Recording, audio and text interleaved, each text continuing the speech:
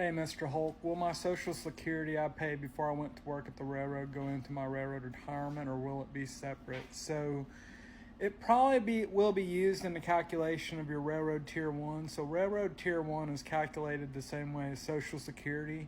It looks at the highest 35 years of your earnings, and it looks at both railroad and non-railroad earnings. So you're probably definitely going to be filing with Railroad Retirement Board for benefits if you're vested.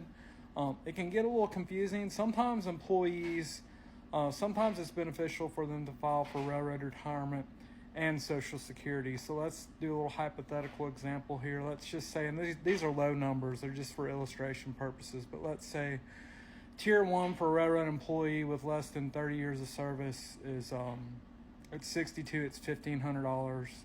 Tier 2 is $500, so $1,500 plus 5, that's $2,000 total between the tier 1 and the tier 2.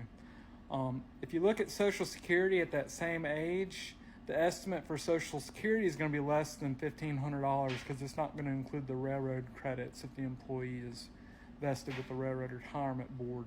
But you have to remember, in this scenario, the benefit that we're talking about, it's age reduced, and it's a maximum amount of age reduction for the employee, which is around 30%. So let's say the employee gets estimates from Social Security, and it says at age 67 their Social Security is $2,000 a month. Well, that $2,000 exceeds that $1,500 tier 1, and then we still got that $500 tier 2. Anything that you receive from Social Security, it offsets the tier 1 dollar for dollar. So if you were to take that Social Security benefit at age 67, you get $2,000 for that, $2,000.